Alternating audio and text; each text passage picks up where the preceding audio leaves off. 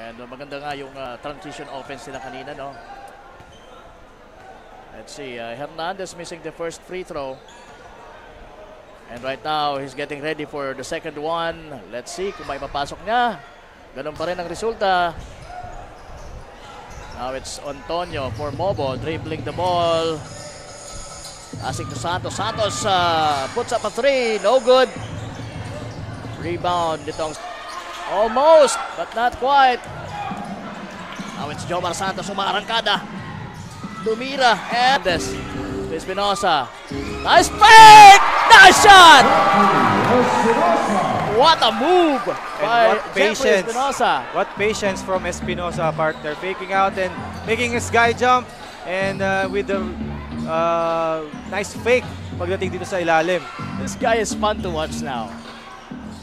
Caroy driving and missing. But merong foul na nakita ang ating referee na si referee Obina. Carongoy is one of the leading scorers dito sa larong to. He already has 10 points for Mobo. Tama. And maaaring madagdagan yan dahil nasa free throw line siya ngayon. We're now on the second quarter, mga kasurog. Missing is Carongoy mula sa free throw line. Where, yeah, 2 minutes almost gone by dito sa ating pangalawang frame. 35-30, so hindi lumalayo talaga dito yung Mobo, although sila pa rin yung medyo dominant ng konti kontra dito sa balod.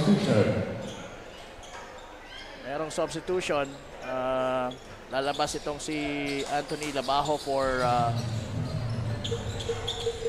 I think partner magkakalabanan na lang sa pagiging masipag itong dalawang teams kasi parehong magaling offensively and they're being straightforward pagdating sa offense nila and they're having great looks and good passes, good rotations para sa kanila.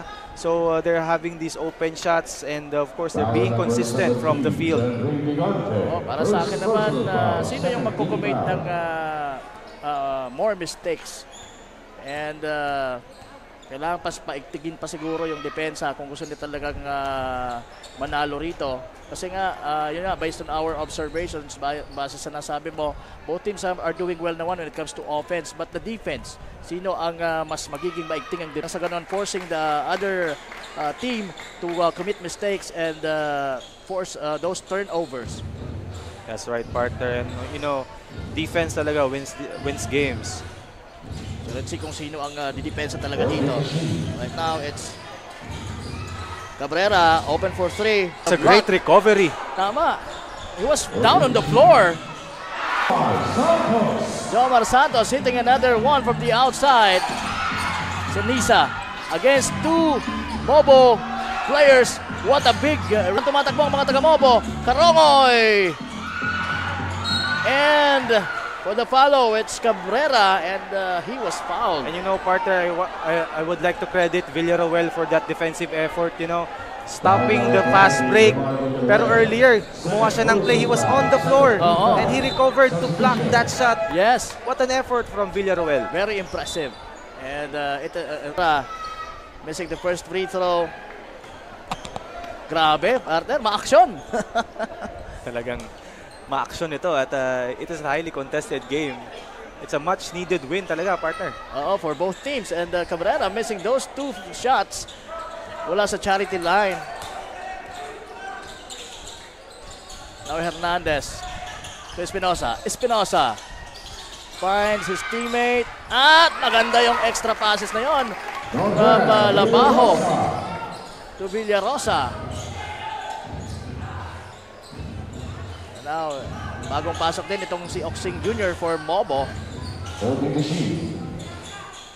Both coaches here utilizing their bench players. Yes.